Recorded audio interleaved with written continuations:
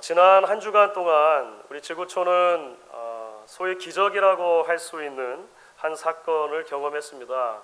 여러분 뉴스를 통해 들으셨겠습니다만 태국의 유소년 축구단이 동굴에 갇혀서 실종이 되었었는데 모두가 다 무사히 구조가 된 것이죠. 동굴 입구에서 그 실종자들이 있는 곳까지 거리가 5km 정도가 됐다 그래요. 굉장히 동굴로 치면 먼 거리죠. 그리고 물이 계속 차올라서 실종자들의 위치를 파악하는 것 자체도 대단히 힘들었고 그들을 물을 뚫고 가서 구조해내는 것 모든 과정이 거의 불가능에 가까울 정도로 대단히 어려운 일이었다. 이런 이야기를 전해 들었습니다. 하지만 이제 그 태국 당국과 또 군, 지역의 여러 자발적인 자원봉사자들, 또 전 세계에서 몰려든 그 동굴 탐험 그리고 그 수중 잠수 이런 전문가들이 전 세계에서 사실 몰려들었는데 그래서 실종된 지 2주 만에 코치를 포함해서 13명이라고 하죠. 모든 우리 학생들이 11살에서 17살 그 사이 어린 학생들이었는데 모두 다 구조가 됐다 이런 소식을 들었습니다. 세계 각국의 뉴스가 저도 미국 뉴스를 얼마나 많이 그 얘기를 하는지 모르겠어요. 라디오에서 굉장히 많이 그 얘기를 계속 다루더라고요. 정말 전 세계가 이 환호를 보내고 찬사를 보내고 함께 기뻐하는 그런 한 주간 동안 그 구조의 소식이었던 것 같습니다. 우리가 이제 한 해가 시작되는 지난 1월부터 해가지고 출애굽기 말씀을 계속해서 묵상해 왔습니다. 그런데 여러분 곰곰이 생각해 보시면 출애굽기 역시도 그런 어떤 기적과 같은 구조의 이야기, 구출의 이야기로 시작이 되었던 것을 여러분 기억하실 것입니다. 사실 이 구출의 이야기가 어마어마한 그 이야기였는데요. 이스라엘 민족들이 430년 동안 이집트라고 하는 애굽이라고 하는 나라에서 대대로 종살이를 하다가 수백만 명이 되는 사람들이 하루아침에 구출을 받은 것입니다. 그런 구조가 있기까지 초자연적인 10가지 재앙이 애굽에 임했습니다. 구출의 막바지에는 바다가 갈라졌습니다.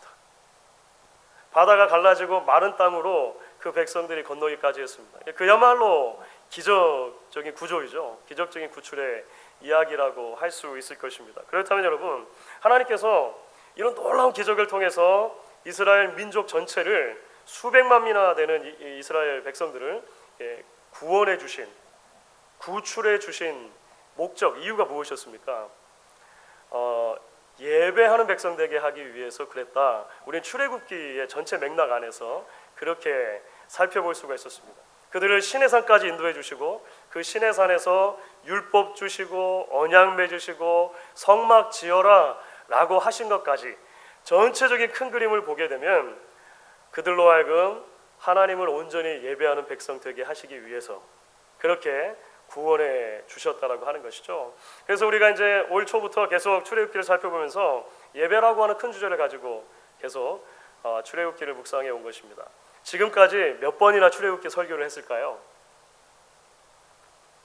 다 세보지는 못하시겠지만 전반기가 다 지나갔으니까 많겠죠. 오늘이 20번째가 됩니다. 오늘로 해가지고 이제 출애굽기 20번째가 되는데요. 오늘 말씀으로 해서 사실 이제 출애굽기 연속 설교를 일단락 지으려고 그렇게 생각을 하고 있습니다.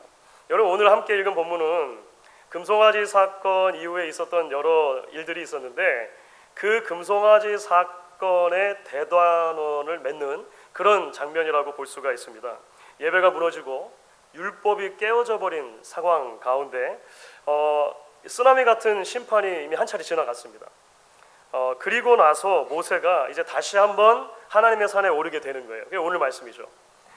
예배의 산이라고 할 수 있는 그 시내산 정상에 모세가 다시 한번 올라서 그곳에서 하나님을 만나게 되는 것입니다. 오늘 그래서 예배라고 하는 주제로 우리가 출애굽기를 전체를 함께 살펴보는 여정에 있어서 이제 마무리를 지으면서 모세가 하나님을 만났던 그 산, 그 예배의 산에서 어떤 일이 있었는가라고 하는 이야기를 살펴보며 오늘 우리의 예배를 좀 더 생각을 해보려고 합니다. 조금 더 구체적으로 예배라고 하는 자리는 어떤 자리인가, 이 예배를 통해서 어떤 일이 일어나야 하는가 라고 하는 것을 오늘 이제 모세가 하나님의 산에 다시 올라가는 이야기를 통해 조금 살펴보려고 합니다.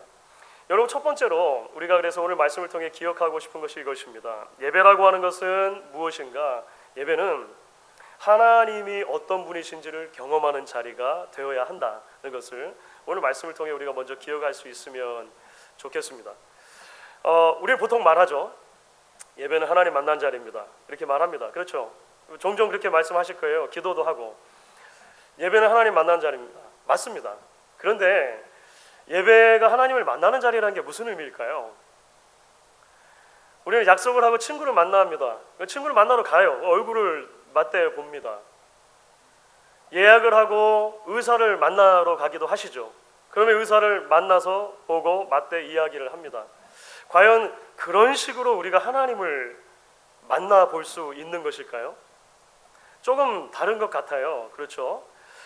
도대체 예배를 통해서 하나님을 만난다는 게 무슨 의미인가? 오늘 모세가 하나님을 만난 장면에서 우리가 그 힌트를, 열쇠를 발견할 수 있을 것 같습니다. 사실 금송아지 사건 이후에 모세가 중보자의 역할을 감당하죠. 그래서 하나님의 마음을 돌이키고 하나님께서 다시 이스라엘 백성과 동행해 주시겠다라고 하는 약속을 받아낸다. 우리가 지난 두 번에 걸쳐서 그런 이야기들을 나누었습니다. 그런데 33장 후반부를 보시면 그렇게 이제 일들이 다 지나간 이후에 모세가 하나님께 이런 부탁을 드립니다. 그 33장 18절인데요.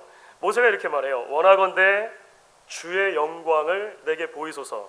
이런 말을 모세가 했어요. 이게 무슨 말이냐면 이런 겁니다. 하나님을 있는 모습 그대로 저에게 한번 보여주시면 좋겠습니다. 하나님 전체를 제가 볼 수 있으면 좋겠습니다. 하나님 만나보고 싶습니다. 이렇게 얘기를 한 거예요. 그런데 하나님의 대답이 뭐였을까요? 하나님의 답은 사실 노였습니다. 노. 왜냐하면 나를 전체로 다 보면, 내 얼굴을 보면, 이렇게 하나님 표현하셨는데 죽는다. 이게 하나님의 답이었어요. 여기서 끝난 것은 아닙니다. 하나님께서 다른 제안을 하시는 거예요. 다른 방법이 있다라고 하는 것을 이야기하시는데요. 하나님이 이렇게 말씀을 해주셨습니다. 출애굽기 33장 19절 전반부예요. 이것을 한번 같이 읽어볼게요. 같이 읽습니다. 여호와께서 이르시되 내가 내 모든 선한 것을 내 앞으로 지나가게 하고 여호와의 이름을 내 앞에 선포하리라. 그러니까 하나님의 얼굴을 직접 보여주는 대신, 하나님의 전부를 다 보여주는 대신에 하나님이 어떤 분이신가를 이야기해 주시겠다. 이렇게 말씀하신 거예요.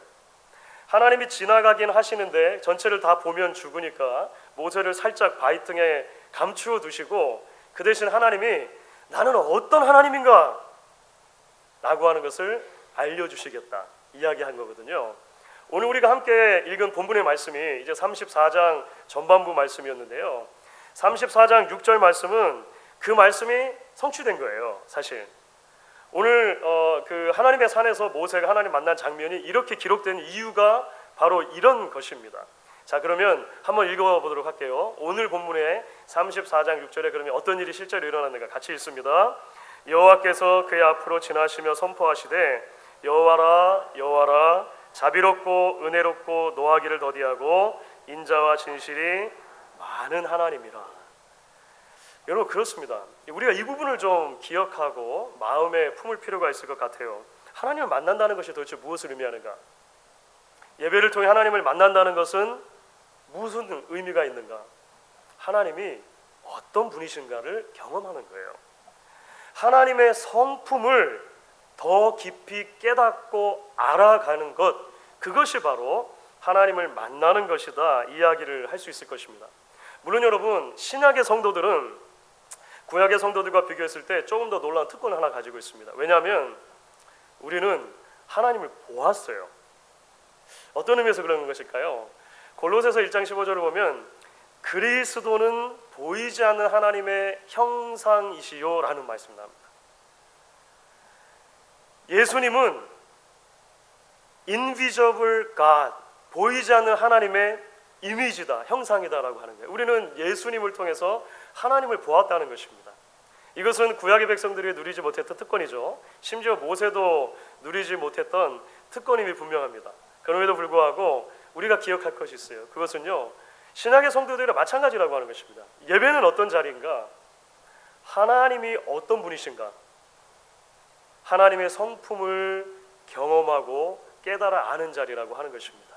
우리는 오히려 이제 하나님의 형상이신 예수님 안에서, 그 복음 안에서, 십자가의 빛 안에서 하나님이 어떤 분이신가를 더 명확히 깨닫게 됩니다. 더 명확하게 경험하게 되는 것이죠. 사랑하는 여러분, 우리가 예배의 자리를 통해 어떤 일이 일어나기를 기대해야 합니까? 예배가 시작하면 그저 빨리 끝나기를 기대할 것이 아니라, 우리 성도님 그런 분은 없으십니다만은 예배를 통해 우리가 기대해야 할 것이 있는 거예요. 예배를 통해 하나님이 얼마나 영화로운 분이신가, 하나님이 얼마나 크신 분이신가 경험하는 것을 기대해야 하는 것입니다.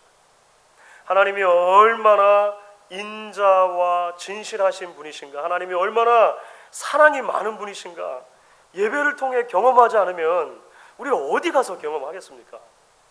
우리 예배가 그런 예배가 되기를 마음속에 소망해야 되는 것이죠. 오늘 말씀 특히 보시면 돌판이 이미 한번 깨졌습니다. 율법의 돌판이 깨졌어요. 그런데 하나님께서는요, 또 다른 돌판을 만들어 주시겠다 약속하십니다. 다시 한번 기회를 주시는 것이죠.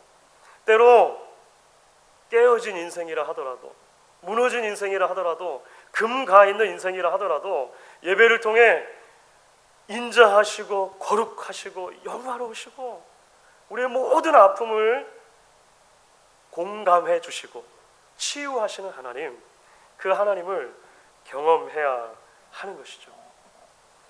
존 파이퍼 목사님이라고 하는 분이 있으신데요, 존 파이퍼 목사님이 하나님을 설교하라라고 하는 책을 쓰셨어요. 영어 원제목은 하나님의 탁월하심을 설교하는 법, 이렇게 아마 해석할 수 있을 것 같은데요, 하나님을 설교하라, 이런 그 제목으로 번역이 됐습니다. 존 파이퍼 목사님의 그 문제의식은 아주 단순합니다. 그게 뭐냐면요, 오늘날 교회가 하나님을 너무나 경험하지 못한다는 거예요. 예배에 참석하긴 하는데 그 예배 안에 하나님의 임재에 대한 의식, 신의식이 자꾸 줄어들고 있다 하고 이야기를 하세요. 그리고 왜 그러는가, 그 이유가 무엇인가, 가장 큰 이유로 드는 것이 설교 때문이다, 이렇게 얘기해요. 설교 때문이다. 더 이상 강단에서 하나님이 어떤 분이신가라고 하는 하나님의 그 영광스러우신가, 하나님의 크심과 하나님의 위대하심이 선포되지 않는다는 거예요. 예수님의 십자가를 통해서 성령의 능력을 힘입어 하나님의 영광을 드러내야 할 설교가 시사와 정치와 철학과 농담으로 이렇게 짜집게 되어져 있는 모습이 오늘날 이런 현실을 낳았다라고 이야기를 해요. 설교자로서, 제가 설교자니까 책을 읽으면서 사실 많이 아팠습니다. 굉장히 아팠지만 많은 도전이 되었던 것 같아요. 사랑하는 여러분, 우리가 매주 모여서 예배할 때마다 1년이면 52주를 예배하지 않습니까? 우리가 모여 예배할 때마다 하나님이 어떤 분이신지를 정말로 우리가 경험하는 자리가 될 수 있도록 여러분 함께 기도해 주십시오. 저를 비롯해서 하나님께서 세우신 우리 말씀의 사역자들이, 설교자들이 다른 것 말고 하나님의 그 영광스러움 젖어서 그 영광스러움을 전하는 사람들 될 수 있도록 여러분 마음에 품고 기도해 주십시오. 설교를 통해 하나님의 선하심과 하나님의 사랑 많으심과 인자하심, 하나님의 거룩하심이 선포되고 그 선포되는 하나님의 성품 앞에서 우리의 무너지고 뒤틀어진 삶들이 회복되어지기를 여러분 기대하시고 함께 기도로 마음을 품어주시면 좋겠습니다.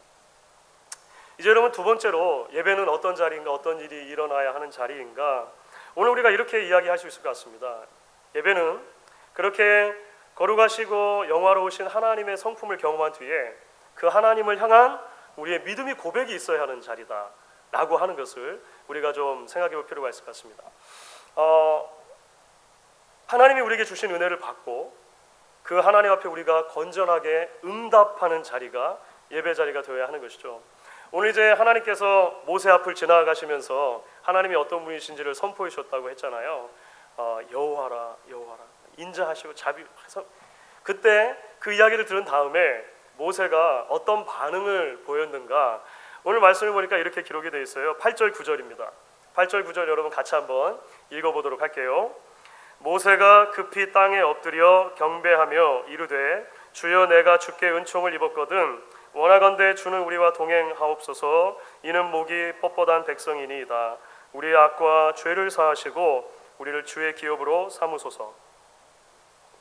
이게 모세의 반응이었습니다. 모세의 기도였습니다.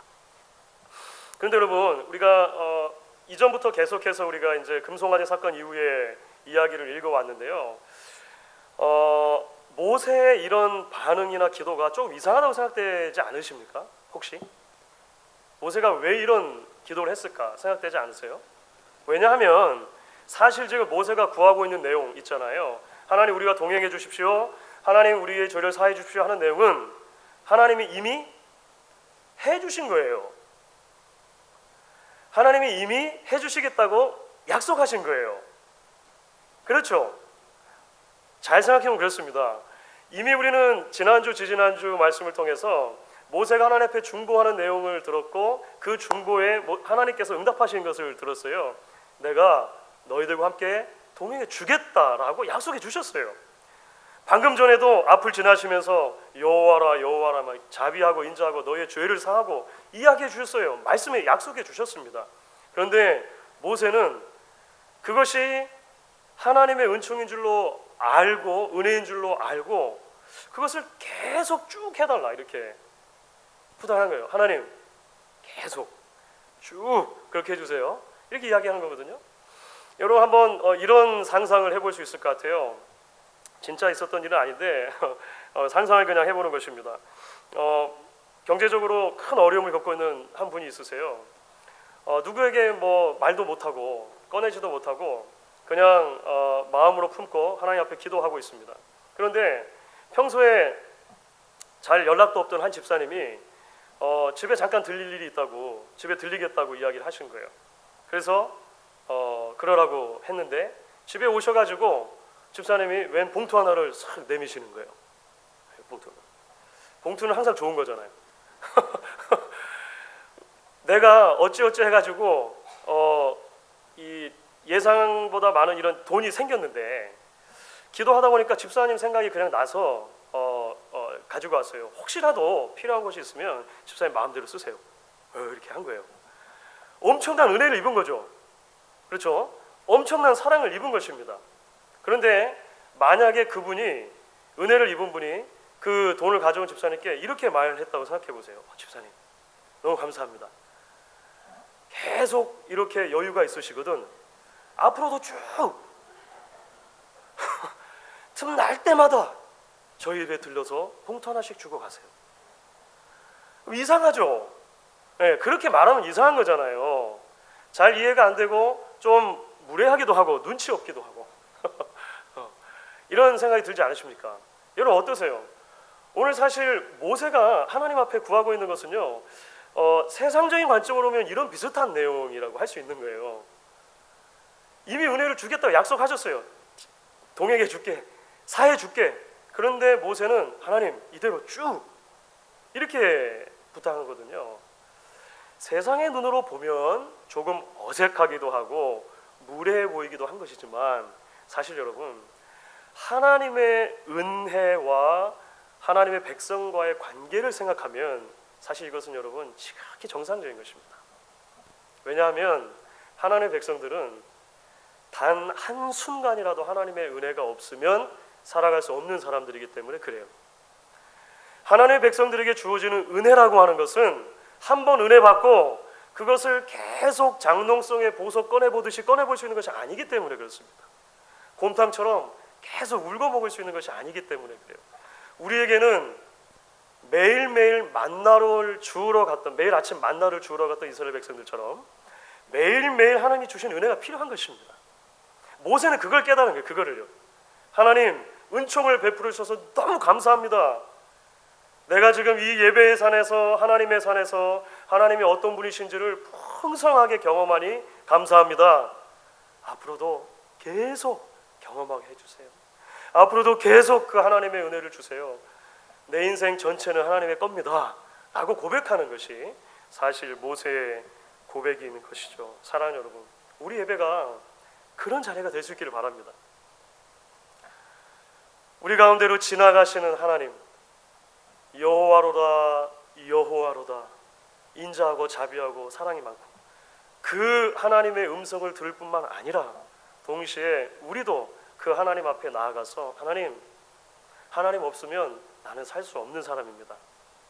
하나님의 은혜의 사슬로 나를 굳게 메어주지 않으시면 하루도 한순간도 살 수 없는 사람입니다. 이러한 고백의 반응이 우리 예배를 통해 있기를 간절히 소망합니다. 여러분, 이제 마지막으로 한 가지를 더 살펴보려고 하는데요. 마지막으로 예배를 통해 어떤 일이 일어나는가, 예배는 어떤 자리인가. 예배는 하나님의 영광을 품고 세상을 향해 나아가는 파송의 자리여야 한다는 것을 우리가 말씀을 통해 좀 기억할 수 있으면 좋겠습니다. 사실 오늘 읽은 본문에는 우리가 없지만 사실 34장 전체에 이제 제일 마지막 단락을 보시면 이것이 정말로 이제 금송아지 사건의 마지막 대단원이 되는 이야기가 나오거든요. 모세가 하나님의 산에서 하나님을 만나고 내려왔을 때 어떤 일이 일어났는가에 대한 이야기가 나와요. 그것이 이제 34장 29절입니다. 29절 말씀 같이 한번 읽어볼게요. 같이 읽습니다. 모세가 그 증거의 두 판을 모세 손에 들고 시내산에서 내려오니 그 산에서 내려올 때 모세는 자기가 여호와와 말하였으므로 말미암아 얼굴 피부에 광채가 나나 깨닫지 못하였더라. 여기 참 놀랍죠? 하나님을 만나고 모세에게 변화가 생겼다는 거예요. 그 변화가 어떤 변화입니까? 얼굴에서 빛이 났다는 거예요. 얼굴에서 광채가 났다는 것입니다. 사람들이 그것을 보는 게 두려웠어요. 왜냐하면 꼭 하나님을 보는 것처럼 그런 영광이 막 뿜어져 나오니까 사람들은 하나님의 얼굴을 보면 죽는다고 생각하는 거잖아요. 그러니까 모세 얼굴 보는 게 두려웠습니다. 여러분, 그 미켈란젤로라고 하는 사람 있잖아요. 미켈란젤로의 그 3대 조각상 중에, 그러니까 다비드상하고 그 다음에 그 피에타하고 마지막 하나가 뭐냐면 모세상이 있습니다. 그 미켈란젤로가 모세상을 만들었는데요. 그 이탈리아의 그 산 피에트로 성당에 가면 있는데 이렇게 생겼습니다. 이 모세상에 더 큰 작품에 좀 이렇게 그 모세만 이렇게 한 것입니다. 근데 여러분, 모세상이 조금 이상한 거 여러분 못 느끼시겠습니까? 잘 안 보이죠? 얼굴만 확대해서 한번 볼게요. 그래도 잘 보일란가 모르겠습니다. 얼굴만 자세히 확대해서 보면 여러분, 모세에게 어떤 특별한 점이 있는 것 여러분 발견하세요? 잘 안 보이시죠? 사실 모세 여기 머리에 뿔이 2개가 달려 있어요. 여러분, 뿔난 모세 여기 혹시 얘기 들어보셨습니까? 뿔난 모세 얘기? 여러분, 이게 도대체 웬일이죠? 왜 모세가 뿔이 났죠? 이게 우리가 방금 전에 읽은 출애굽기 34장 29절을 사실 교회사 속에서 잘못 이해해가지고 나타난 현상 중에 하나예요. 이게 조금 전문적인 것이지만 간단하게 요약하면은요, 얼굴에서 광채가 난다라고 하는 히브리 단어가 카란이라고 하는 단어가 있어요. 그런데 자음은 그대로 두고 어근은 그대로 두고 모음만 바뀐 다른 단어가 하나 있습니다. 케렌이라고 하는 단어가 있는데요. 케렌은 뿔입니다. 뿔. 그러니까 염소, 소, 양 이렇게 뿔 있잖아요. 짐승의 뿔을 말할 때 성경에 사용된 단어가 케렌이라고 하는 단어예요. 그러니까 미켈란젤로가 모세상을 만들면서 모세 머리에 뿔이 나게 만든 거는요, 교회사 속에서 모세 얼굴에서 났던 광채를 뿔로 오해한 결과예요. 이게 미켈란젤로 혼자만의 잘못이 아니고요. 실제로 중세 그리고 르네상스 시대를 지나면서 엄청나게 많은 모세와 관련된 그 예술 작품들이 있을 걸 아닙니까? 벽화라든지 스테인드 글라스라든지 조각상들을 보면 전부 다 모세 얼굴에 뿔이 나 있어요. 어떤 그림에는 뿔에서 광채가 나고 막 혼란스럽겠죠. 그래서 두 개를 막 섞기도 하고 막 이런 게 나와요. 사랑하는 여러분, 모세가 뿔이 난 건 아니에요.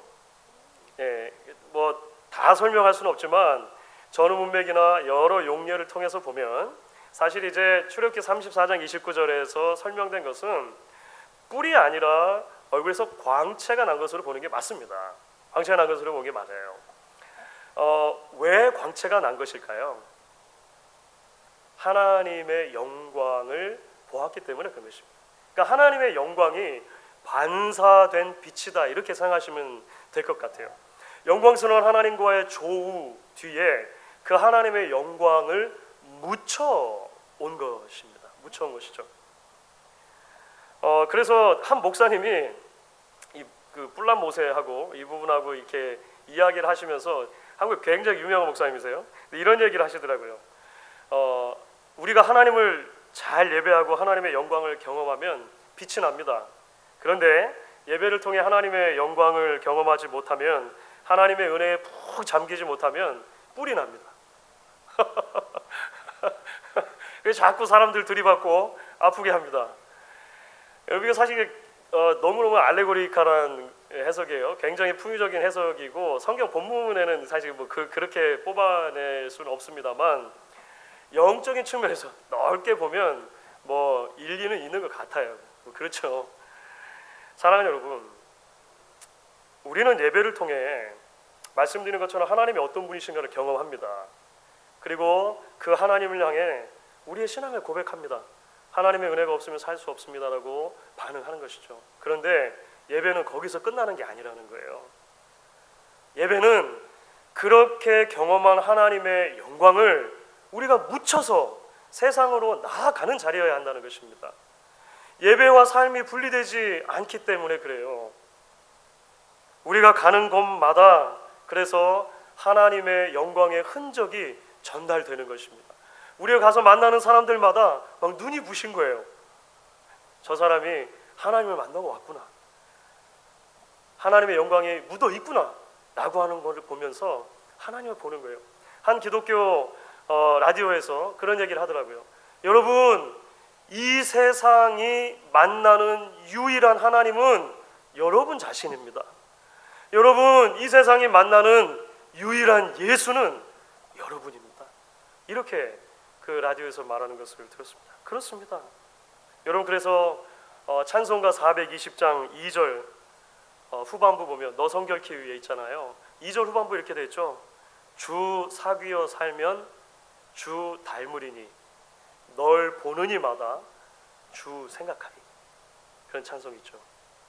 사랑하는 여러분, 우리 예배가 이런 자리가 될 수 있기를 바랍니다. 꽃 속에 들어가면 꿀벌이 온통 꽃가루를 묻혀서 나오잖아요. 그게 정상이죠.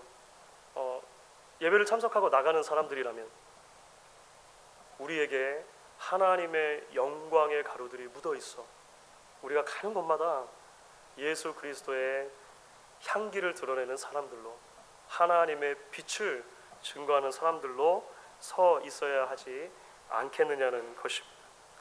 우리 예배가 그런 파송의 자리가 될 수 있기를 간절히 소망합니다.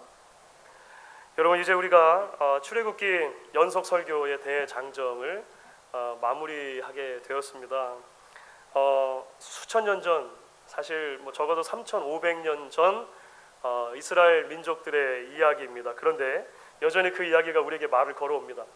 그렇죠? 우리는 지금까지 함께 말씀을 나누면서 유월절 어린 양이신 예수 그리스도 안에서 보이시는 하나님의 구속의 은혜가 얼마나 큰 것인가 기억해라 라고 하는 도전의 말씀을 들었습니다.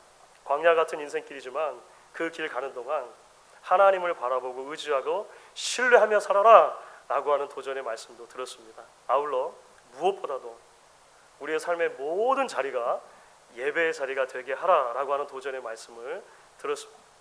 우리의 흩어져 살아가는 한 주간이 함께 모여 공동체로 예배하는 이 주일을 향해 있고, 이 주일이 또한 우리가 앞으로 살아가야 할 다음 한 주간을 향해 있는 것을 기억하고 살아라 말씀을 통해 우리는 도전을 받습니다. 이제 참 예배의 자리로 초대하시는 그 하나님의 부름에 우리가 응답할 차례이고 순간인 것 같습니다. 주님께서 다시 오실 그날까지 우리가 이 말씀 붙들고 살겠습니다. 우리를 하나님의 손에 붙드시고 사용해 주십시오. 함께 고백하는 마음으로 이제 우리 찬양하고 하나님 앞에 나아가도록 하겠습니다.